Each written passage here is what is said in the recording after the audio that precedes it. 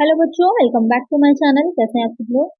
आज की वीडियो में मैं आप लोग के लिए जो बिहार स्टेट में एग्जाम होने वाला है आपका, इसमें जो सेकंड पेपर कॉमर्स का है, जिन बच्चों ने कॉमर्स सब्जेक्ट लिया होगा उनके लिए मैं प्रैक्टिस सेट लेकर के आ रही थी, जिससे कि आपकी प्रिपरेशन हो जाए अच्छे से और अपना जो भी आपका रिवीजन है वो भी आप कर सकें। तो आज की वीडियो में भी ऐसे ही कुछ इंपॉर्टेंट क्वेश्चन रहेंगे। तो आइए वीडियो को शुरू करते हैं। वीडियो शुरू करने से पहले जिन बच्चों ने सब्सक्राइब नहीं किया, सब्सक्राइब कर लीजिए, वीडियो को लाइक कर दीजिएगा और फ्रेंड्स साथ शेयर भी कर दीजिएगा।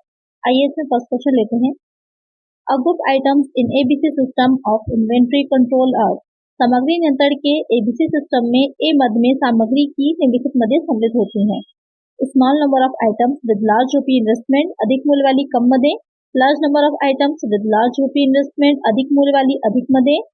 Large number of items with small money investment, कम मूल्य वाली अधिक मदें। या फिर वेरी हाई क्वालिटी आइटम्स, बहुत उच्च गुणवत्ता वाली मदें। यहाँ पर आपसे पूछ रहा है एबीसी सिस्टम। तो जब मटेरियल कंट्रोल की बात आती है तो वहां पर ये एबीसी सिस्टम होता है।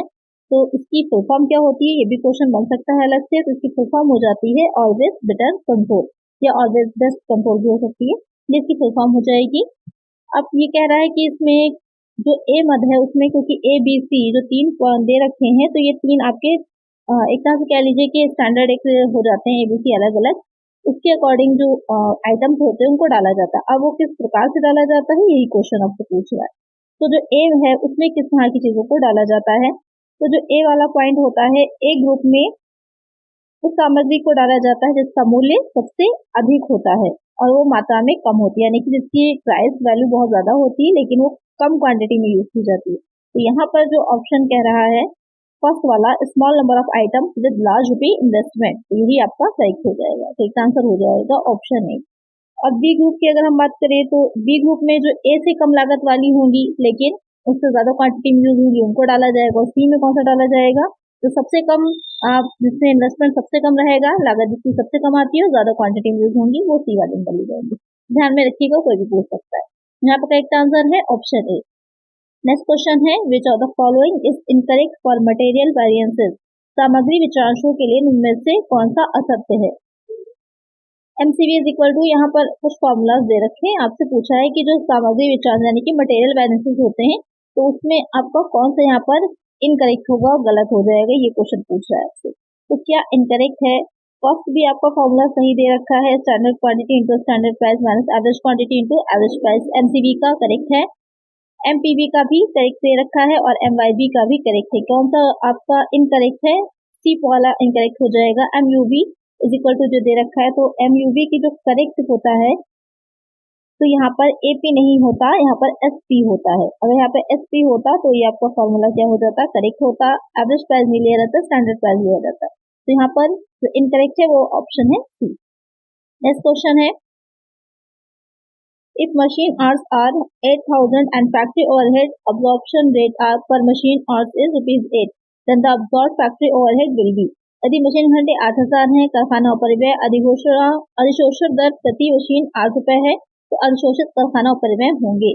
तो यहाँ पर आपसे पूछा है कि फैक्ट्री ओवरहेड्स निकालने हैं आपको। उन्होंने साथ में बता दिया है कि मशीन आवर्स जो है वो 8,000 है और यानी कि 8 घंटे लगते हैं किसी मशीनरी पर और मशीनरी पर आर रेट जो है वो ₹8 है। तो आपको फैक्ट्री ओवरहेड कितने उस मशीन पर शोषित किए जाएंगे, तो बहुत ही सिंपल सा है, उसमें कुछ नहीं करना है, आपको मल्टीप्लाई कर देना है। मल्टीप्लाई कर देंगे 8,000 इंटू 8, कितना हो जाएगा 64,000, यही हो जाएगा आपका करेक्ट आंसर। यहाँ पर कहने का मतलब ये था, क्वेश्चन ये पूछ रहा था कि कोई मशीन जो है किसी प्रोडक्ट को बनाने में एक मशीन की जो अवशोषण आती है वो 8,000 घंटे यूज करती है और कितने पर यूनिट के हिसाब से, 8 पर यूनिट के हिसाब से, तो टोटल उसकी कॉस्ट कितनी आएगी, ये पूछ रहा था। नेक्स्ट क्वेश्चन है, एलिमेंट्स ऑफ कॉस्ट आर, लागत के तत्व हैं material, labour, expenses, all of that. तो जब हम कॉस्ट की बात करते हैं तो यहाँ पर ये तीनों ही क्या है, एलिमेंट्स हो जाएंगे कॉस्ट के। सही आंसर होगा option D, all of that. Next question है, working papers which contain a record of the audit work are the property of the, वे कार्यकारी पत्र जिनमें लेखा परीक्षक कार्य का विवरण होता है निम्न की संपत्ति होती है। Company auditor, registrar of companies, government of India. बहुत सिंपल सा क्वेश्चन है कि वो सारे पेपर या जो वर्किंग पेपर्स बनाए जाते हैं जो कि एक तरह से कहेंगे एक यूजफुल हो जाते हैं और इसके काम करने में, तो वो पेपर्स जो होते हैं किसकी प्रॉपर्टी होते हैं, ये क्वेश्चन पूछ रहा है। तो वो हो जाते हैं ऑडिटर की, क्योंकि उसने अपने काम के लिए बनाए होते हैं। तो ऑडिटर के अंक 6 की प्रॉपर्टी होते हैं। तो एक आंसर क्या हो जाएगा हमारा, ऑप्शन बी हो जाएगा। तो अच्छे समझ में आ गया होगा आपको यहाँ पर। और एक क्वेश्चन इससे और बन रहा है कि जो अंकेक्षक के द्वारा अपने ऑडिटिंग के काम को करने के लिए जो पेपर्स बनाए जाते हैं उनको क्या कहते हैं, तो उनको कहते हैं वर्किंग पेपर्स, यानी कि कार्यकारी पेपर, कार्यकारी पत्र। ये भी क्वेश्चन बन सकता है। आइए नेक्स्ट क्वेश्चन लेते हैं। What does a business who rents property have to do with it? They say, company को जो व्यवसायिक किराए पर लेता है उसे क्या कहते हैं, landlord, lessee, lessor, none of these. बहुत ही सिंपल सा क्वेश्चन है। जमींदार कहते हैं पट्टेदार या पट्टेदाता, इनमें से कोई नहीं। अब क्या पूछ रहा है, जो संपत्ति को व्यवसायी जो होगा वो किराए पर जो लेता है उसको क्या कहा जाता है। जैसे कि आपने पढ़ा होगा रॉयल्टी अकाउंट में, रॉयल्टी अकाउंट मैंने आप लोग को पढ़ाया था। तो उसमें रॉयल्टी अकाउंट में क्या होता है कि एक व्यक्ति जो कि जो भी जमीन होती है, भूमि होती है, या फिर तेल के कुएं हैं, अलग अलग तरह की होती है, जिस भी तरह की चीज को, एसेट को ले रहा है अपने यूज के लिए, अपने प्रयोग के लिए, अधिकार से वहां पर ओनरशिप ट्रांसफर नहीं हो रही, सिर्फ वो यूज कर रहा है वहां पर उस जमीन को या उस चीज को, संपत्ति को। तो किराए पर लेता है तो उसे क्या कहते हैं, तो जो ले रहा है व्यक्ति वो क्या कहलाएगा, एक लेने वाला होता है और एक देने वाला होता है। तो जो व्यक्ति ले रहा होगा उसको कहा जाता है पट्टेदार। तो एक आंसर क्या हो जाएगा, ऑप्शन बी। और जो दे रहा होगा उसको पट्टेदाता कहा जाता है। यानी कि अगर मेरी कोई जमीन है जिसको मैं आपको यूज करने के लिए दे रही हूँ तो मैं क्या हो जाऊंगी, पट्टेदाता, और आप क्या हो जाएंगे, पट्टेदार। तो यहाँ पर करेक्ट आंसर क्या हो जाएगा, ऑप्शन बी हो जाएगा। नेक्स्ट क्वेश्चन है, what does means by DNS. DNS का तात्पर्य है, यहाँ पर आपको डीएनएस की फुल फॉर्म बतानी है। Data naming system, do name system, domain name system, duplicate naming system. अच्छा क्वेश्चन है, डीएनएस का फुल फॉर्म क्या है, तो डीएनएस का फुल फॉर्म हो जाता है डोमेन नेम सिस्टम। एक आंसर क्या हो जाएगा, ऑप्शन सी हो जाएगा। नेक्स्ट क्वेश्चन को लेते हैं। Dash is an electric facility of transferring, for transferring funds through the internet there is a transfer. Internet के माध्यम से फंड ट्रांसफर करने की एक इलेक्ट्रॉनिक सुविधा डैश ट्रांसफर है, cash, credit, net banking, none of this. यहाँ पर क्वेश्चन कह रहा है कि जो फंड ट्रांसफर किए जाते हैं इलेक्ट्रिक माध्यम से, तो वहां पर उस जो हम कर रहे होते हैं उस सुविधा को, उस फैसिलिटी को किस तरह का ट्रांसफर कहा जाता है, कि हम कैश में कर रहे हैं, क्रेडिट में कर रहे हैं, या फिर नेट बैंकिंग के जरिए। बहुत ही सिंपल सा क्वेश्चन है, आप सबको पता है इसका करेक्ट आंसर क्या हो जाएगा, नेट बैंकिंग। नेट बैंकिंग के थ्रू हम इजिली इंटरनेट इलेक्ट्रॉनिक वे में जो फंड होता है उसको ट्रांसफर कर सकते हैं एक जगह से दूसरी जगह। इसके लिए आपको नेट बैंकिंग लेनी पड़ती है। सबसे पहले तो फर्स्ट ऑफ ऑल अकाउंट होना चाहिए किसी बैंक में, उसके बाद आपको वहां से नेट बैंकिंग लेनी पड़ती है। उसके बाद आप नेट बैंकिंग के थ्रू अपना काम बहुत ही इजिली कर सकते हैं।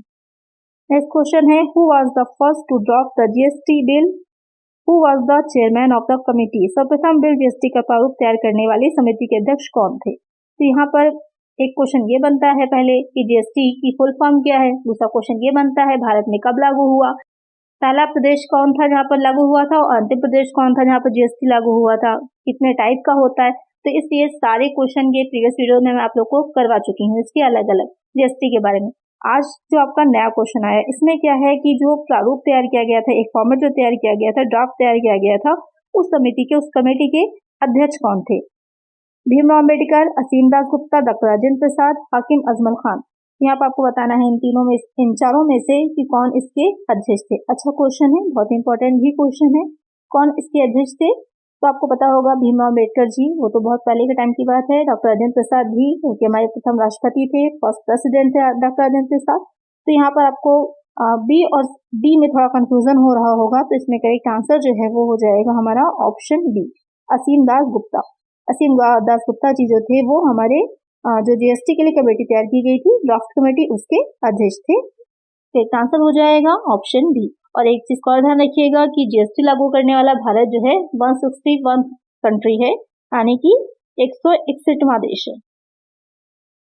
ये भी क्वेश्चन बन सकता है। चलिए नेक्स्ट क्वेश्चन है, which of the following has been abolished by GST. निम्नलिखित में से कौन सा जीएसटी द्वारा समाप्त कर दिया गया है।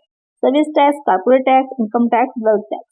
क्वेश्चन आपका कह रहा है कि इसमें से कौन सा कर जो है वो जीएसटी के द्वारा रिप्लेस कर दिया गया या समाप्त कर दिया गया, यानी कि अब वो कर नहीं लगाया जाता बल्कि उसकी जगह पर जीएसटी लगाया जाता है। कौन सा कर है वो, तो आपको पता ही होगा कि हमारे इंडिया में बहुत से इनडायरेक्ट टैक्सेस भी लगते थे, लेकिन जब से जीएसटी आया है उन सारे टैक्सेस को हटा करके अब उन सब की जगह पर जीएसटी लगता है।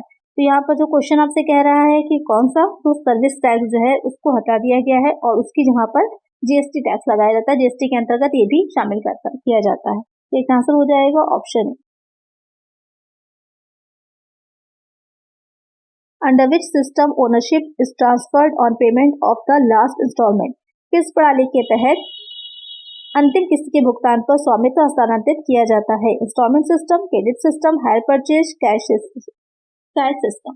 यहाँ पर क्वेश्चन कह रहा है कि कौन सा ऐसा मेथड होता है, कौन सा ऐसी सिस्टम होता है जिसमें जब हम लास्ट इंस्टॉलमेंट पे करते हैं तभी हमारा जो वो होती है, जो भी चीज के लिए हमने लिया है, कोई भी वस्तु किराए पर जो ली है या फिर जो हमने खरीदी थी, परचेस करी थी, उसकी जब हम आखिरी किस्त दे देते हैं तब हमारा वो कंप्लीट होता है और हमको ओनरशिप ट्रांसफर होती है।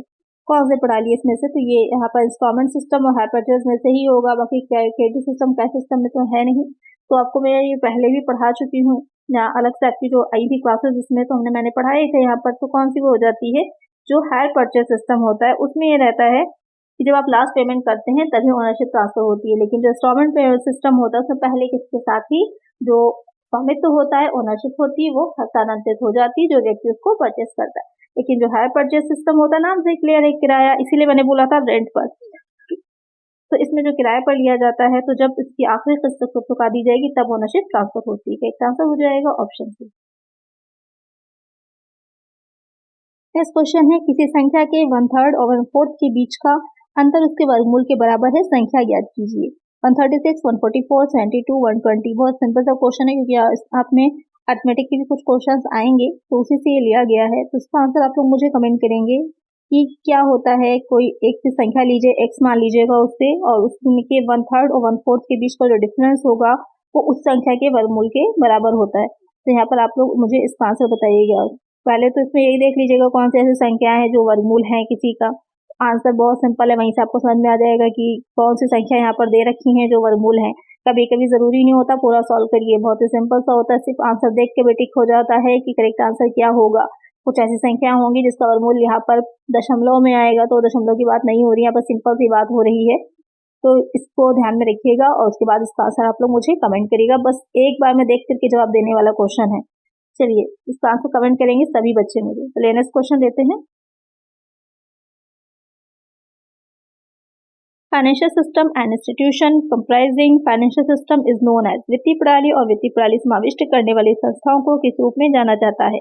Brain of the company, heart of the company, mind of company, blood of the company. Question में कह रहे हैं कि जो वित्तीय प्रणाली है या फिर जो वित्तीय प्रणाली से रिलेटेड चीजें होती हैं, जो संस्थाएं हैं, उनको किस रूप में जाना जाता है या वो क्या है?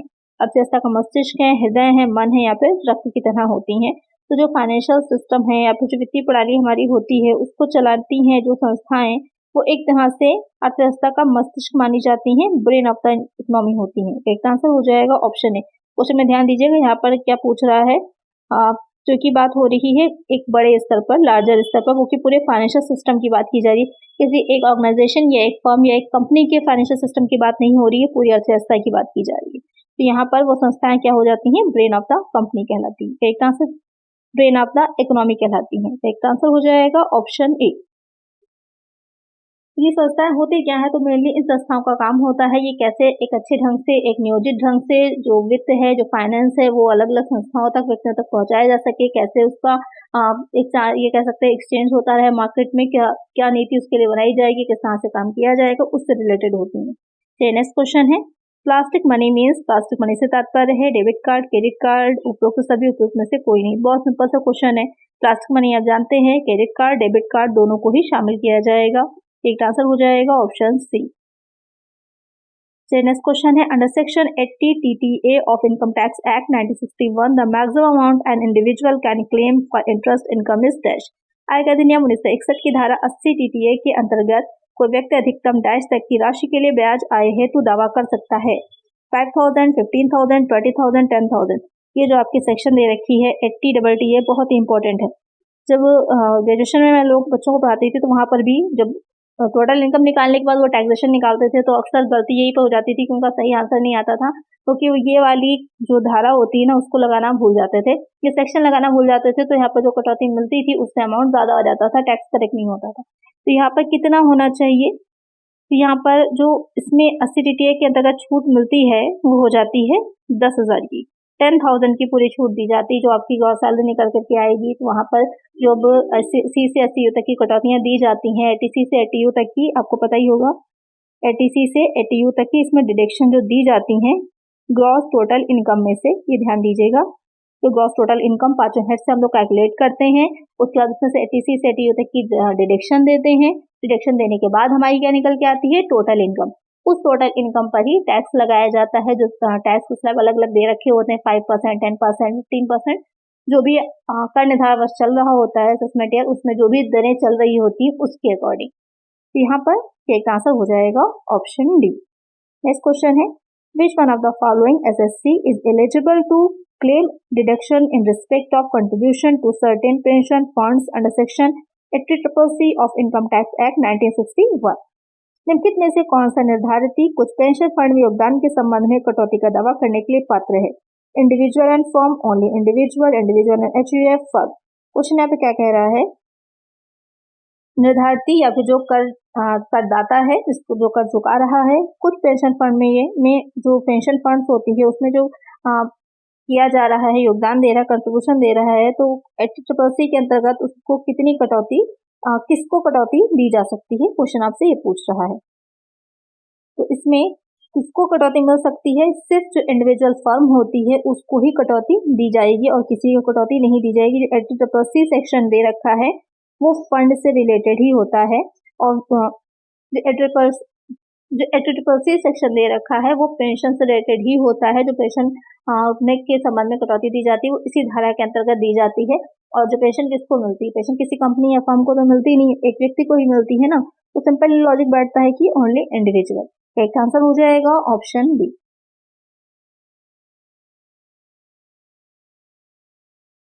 नेक्स्ट क्वेश्चन है, dash is for individual and HUFs not carrying और बिजनेस और profession under any proprietorship. Dash उन व्यक्तियों और HUF के लिए है जो किसी भी स्वामित्व के तहत व्यवसाय या पेशा नहीं कर रहे हैं। यानी कि नीचे आपके जो दे रखे हैं ऑप्शन में ITR, इनकम टैक्स रिटर्न जो फाइल किया जाता है उसके जो ITR फॉर्म होता है, तो यहाँ पर एक ऐसा व्यक्ति है, व्यक्ति या फिर जो हिंदू अनडिवाइडेड फैमिली HUF है जो कि काम जो कर रहे हैं वो बिजनेस जिनका काम नहीं है या फिर कोई पेशा नहीं कर रहे हैं, तो उनको कौन सा इसमें से ITR भरना होता है, ये क्वेश्चन पूछ रहा है। तो कौन सा ITR होता है, वो ITR 2 होता है जो उनको भरना होता है अगर वो कोई भी व्यवसाय पेशा नहीं कर रहे होते। इसका आंसर हो जाएगा ऑप्शन सी। नेक्स्ट क्वेश्चन है, TDS on payment from employees provident fund under section 192A not applicable if the aggregate amount of such payment to the pay is less than dash. धारा 192 के तहत कर्मचारी भविष्य निधि से भुगतान पर TDS लागू नहीं होता है यदि प्राप्तकर्ता को इस तरह के भुगतान की कुल राशि डैश से कम है। 50,000, 1,50,000, 1 लाख, 2 लाख। यहाँ पर क्वेश्चन कह रहा है जो एम्प्लॉयज प्रोविडेंट फंड होता है, PF जिसे कहा जाता है शॉर्ट में, तो वहाँ पर TDS लागू नहीं होगा। कब लागू नहीं होगा कि कितनी राशि उसे मिलेगी जब वो TDS जो होता है वो लागू नहीं होगा, तो कि टैक्स डिडक्ट एट सोर्स कहलाता है। तो यहाँ पर कितनी राशि होती है, वो 50,000 होती है, 50,000 की होती है। एक आंसर क्या हो जाएगा, ऑप्शन ए हो जाएगा। और अगर 50,000 से ज़्यादा होगी तो वहाँ पर 10% का TDS दिया जाता है, 10% की TDS की कटौती की जाती है। नेक्स्ट क्वेश्चन है, section 80EE of the income tax act 1961 primary deals with the deduction for. आयकर अधिनियम 1961 की धारा 80EE मुख्य रूप से निम्नलिखित के लिए कटौती से संबंधित है। House rent, interest on education loan for higher studies, donation towards social causes, home loan interest for first time home owners.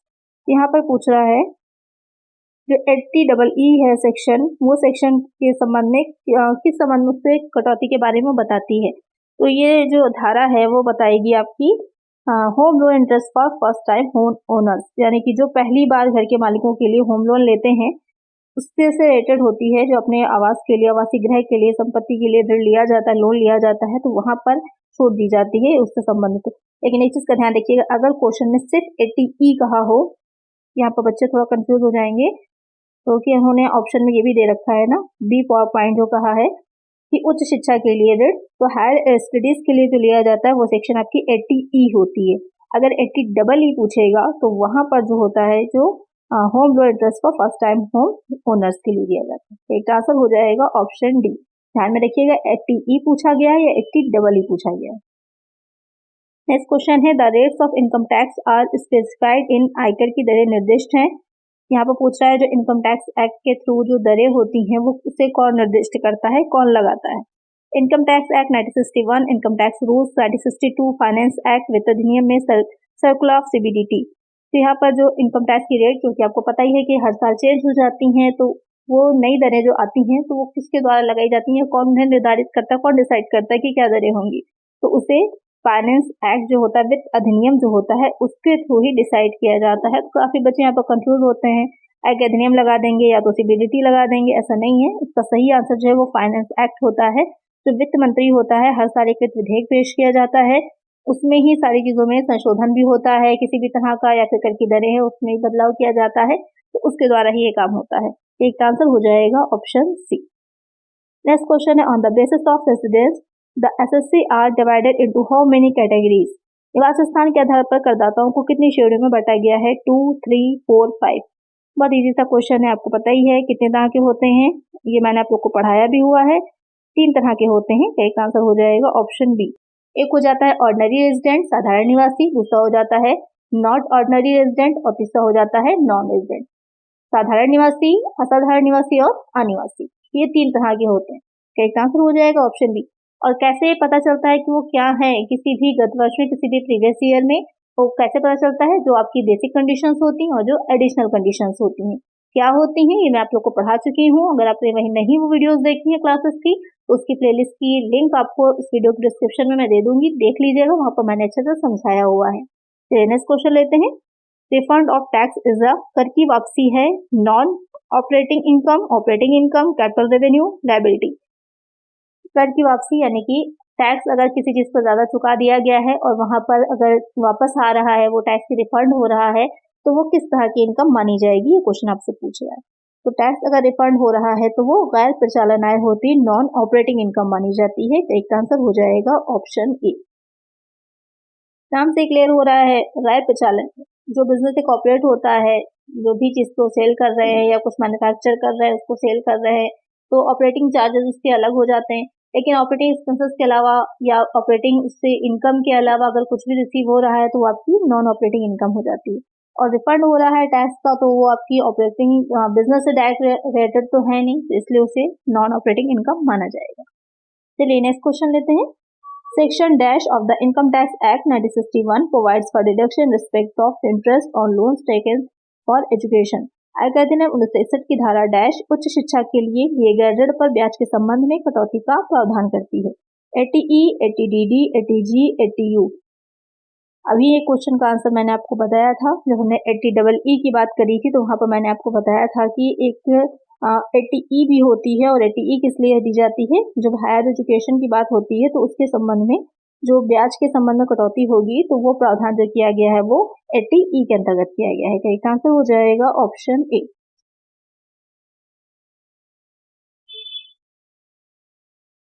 Next question है एज पर section 16 subsection 2 of the Income Tax Act 1961 first dash is included in the salary and after that exemption is allowed। आयकर अधिनियम 1961 की धारा 16 subsection 2 के अनुसार पहले dash को वेतन में शामिल किया जाता है और उसके पश्चात छूट अनुमन्य हो जाती है। Entertainment allowance, house rent allowance, profession tax, standard direction. तो ये किसके संबंध में दी जाती है, जो आपकी सेक्शन 16 सबसेक्शन 2 है। ये जो दिया जाता है, ये दिया जाता है एंटरटेनमेंट अलाउंस जो होता है, मनोरंजन भत्ता, उससे रिलेटेड होती है। एक चीज पर ध्यान रखिएगा, जो गवर्नमेंट एम्प्लॉयज होते हैं उनके संबंध में ही इसको फिर निकाला जाता है। निकालने का इसका फॉर्मूला होता है, 3 पॉइंट्स बनाए जाते हैं, जो सबसे कम होता है उसको छूट दी जाती है। तो पहला पॉइंट इसमें जो बनता है वो हो जाता है एक्चुअल जो भी एंटरटेनमेंट अलाउंस रिसीव हुआ है। सेकेंड पॉइंट हो जाता है 20% ऑफ सैलरी और थर्ड पॉइंट हो जाता है 5000 रुपीज। तीनों में से जो सबसे कम होता है उसकी डिडक्शन दे दी जाती है। तो ये 3 पॉइंट्स इसके बनते हैं। और ये सिर्फ डिडक्शन जो दी जाती है वो गवर्नमेंट एम्प्लॉयज को ही दी जाती है, जो प्राइवेट एम्प्लॉयज है उनको नहीं दी जाती। तो इसको अच्छे से ध्यान में रखिएगा। इनकम टैक्स अगर आपने अच्छे से पढ़ी होगी तो ये सारी चीजें वहां पर बहुत डिटेल में है। जो इनकम टैक्स की बुक है उसमें अगर आपने पढ़ी है, मैंने तो इनकम टैक्स बहुत अच्छे से पढ़ी थी क्योंकि मेरा फेवरेट सब्जेक्ट ही है इनकम टैक्स। आप लोग का फेवरेट सब्जेक्ट कॉमर्स में कौन सा है मुझे कमेंट करिएगा। मेरा फेवरेट तो इनकम टैक्स है। तो यहाँ पर करेक्ट आंसर हो जाएगा ऑप्शन ए।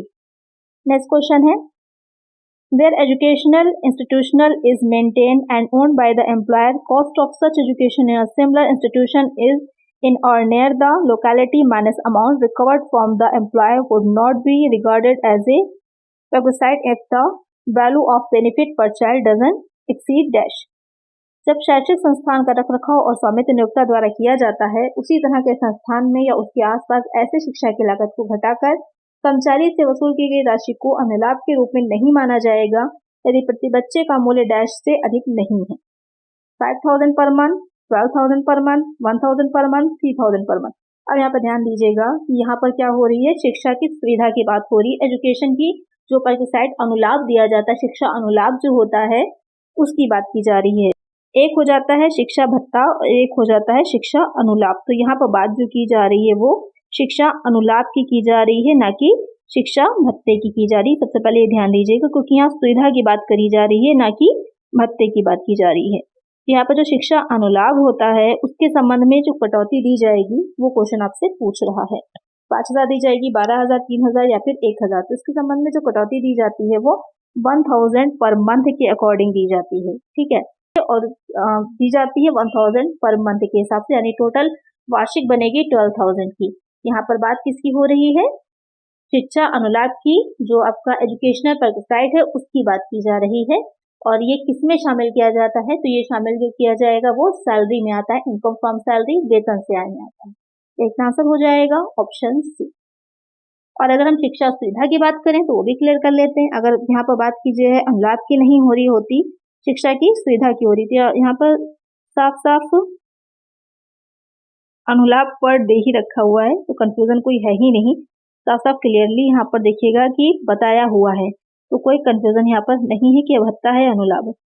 और अगर बात भत्ते की जा रही है तो 300 पर मंथ होता है। ध्यान में रखिएगा, अगर भत्ते को पूछा जाएगा तो जो भत्ता होता है यानी कि अलाउंस होता है वो 300 पर मंथ होता है। और ये भी आपका क्या होता है, 2 बच्चों तक होता है, ठीक है, इसको ध्यान में रखिएगा, क्वेश्चन इस तरह से भी पूछा जा सकता है। तो एक आंसर यहाँ पर ऑप्शन सी।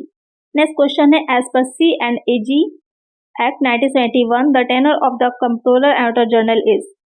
C&G अधिनियम 1971 के अनुसार महालेखा नियंता की पदावधि होती है 4 ईयर्स की, 5 ईयर्स, 6 ईयर या फिर 7 ईयर। तो यहाँ पर क्वेश्चन आपसे कह रहा है कि जो महालेखा नियंता होता है, जो कैग जिसे बोला जाता है, उसकी जो पदावधि होती कितनी होती, तो मोस्टली 5 साल की होती है, 5 ईयर्स की होती है, तो आप लोग वही आंसर टिक कर देते हैं। लेकिन यहाँ पर कितने टाइम की पदावधि होती है, तो यहाँ पर जो पदावधि हो जाएगी वो होती है 6 ईयर की, 6 वर्ष की। तो एक आंसर हो जाएगा ऑप्शन सी।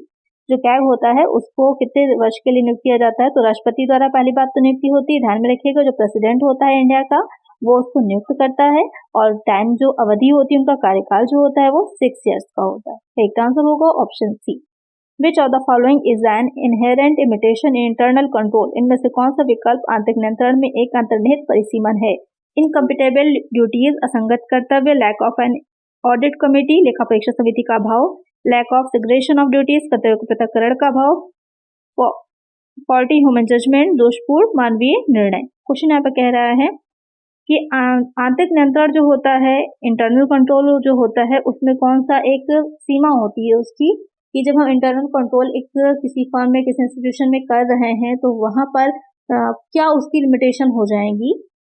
तो यहाँ पर क्या लिमिटेशन होती है उसकी, कि यहाँ पर असंगत कर्तव्य या फिर लेखा परीक्षा समिति का अभाव, कर्तव्य पृथक्करण, ये इससे ज्यादा जो सबसे बड़ा इसका जो होता है अंतर्निहित परिसीमन वो हो जाता है ह्यूमन जजमेंट, मानवीय निर्णय। एक आंसर हो जाएगा ऑप्शन डी। नेक्स्ट क्वेश्चन है, interim audit refers to an audit conducted. अंतरिम अंकेक्षण बताता है इन 2 डिफरेंट अकाउंटिंग ईयर्स, 2 भिन्न लेखा वर्षों में किए गए अंकेक्षण को, in between 2 स्टेटरी annual audit with in same accounting period, उसी लेखावधि में 2 वैधानिक वार्षिक अंकेक्षण के लिए के बीच में किए गए अंकेक्षण को, in between 1 स्टेटरी audit and an internal audit in the same accounting period, उसी लेखावधि में एक वैधानिक अंकेक्षण एवं एक आंतरिक अंकेक्षण के बीच में किए गए अंकेक्षण को, या फिर नन ऑफ द अबव। आपने इंटरिम डिविडेंड सुना होगा, आपने इंटरिम जो बैलेंस शीट फाइनल अकाउंट्स होते हैं वो सुने होंगे, कि कभी कभी अगर वर्ष के बीच में ही जो लाभांश होता है, डिविडेंड होता है, वो देना पड़ जाता है, घोषित करना होता है। इस वजह से तो फाइनल अकाउंट्स जो होते हैं वो भी बना लिए जाते हैं। तो जब अंकेक्षण की बात आएगी तो अंकेक्षण भी कुछ इसी से जुड़ा हुआ होता है कि जब वित्तीय वर्ष के बीच में ही लेखा पुस्तकों का अंकेक्षण करा जाता है तो उसे क्या कहा जाता है, इंटरिम ऑडिट कहा जाता है। तो यहाँ पर जो क्वेश्चन कह रहा है कि in between two स्टेटरी annual audit, यानी कि दो वैधानिक अंकेक्षणों के बीच में जो अंकेक्षण कराया जा रहा है वही हो जाता है आपका इंटरिम ऑडिट या फिर अंतरिम अंकेक्षण। करेक्ट आंसर हो जाएगा ऑप्शन बी। नेक्स्ट क्वेश्चन है, internal reports are submitted by accounting department to various departments to assist them in dash. लेखा विभाग द्वारा विभिन्न विभागों को उनकी सहायता के लिए आंतरिक रिपोर्ट प्रस्तुत की जाती है। Planning, control, planning and control, none of this. Question यहाँ पर कह रहा है कि जो इंटरनल रिपोर्ट्स होती हैं, एक तो अंकेक्षक की रिपोर्ट होती है, जो अंकेक्षक की रिपोर्ट होती है, ऑडिट रिपोर्ट होती है, वो तो एनुअल मीटिंग जो होती है उसमें शेयर होल्डर्स के सामने रखी जाती है। लेकिन जो इंटरनल जो होता है, इंटरनल चेकिंग अगर हो रही है तो वहां पर रिपोर्ट्स जो होती हैं वो जो सबमिट की जाती हैं वो किस वजह से या किस विभागों की सहायता के लिए, जो लेखा विभाग द्वारा जो सबमिट की जाएगी किस विभाग की सहायता के लिए दी जाती है। तो वहाँ पर आपको पता ही होगा, एक अच्छा नियोजन बनाए रखा जाए, एक अच्छे ढंग से कार्य हो सके, तो उसके लिए दी जाती है। तो मेन इसका जो आंसर आपका करेक्ट होगा प्लानिंग एंड कंट्रोल, योजना निर्माण और नियंत्रण। करेक्ट आंसर हो जाएगा ऑप्शन सी। तो आज की वीडियो में इतना ही। आई होप आपको वीडियो अच्छी लगी होगी, क्वेश्चन अच्छे लगे होंगे। अगर वीडियो अच्छी लगी है तो लाइक जरूर कर दीजिएगा, बहुत कम लाइक आते हैं आप लोगों के, लाइक जरूर क्या करिए और फ्रेंड्स का शेयर भी कर दीजिएगा। अगर देख रहे हैं आप चैनल आपने सब्सक्राइब नहीं किया है तो सब्सक्राइब जरूर कर दीजिएगा। मिलते हैं नेक्स्ट वीडियो में। Thank you.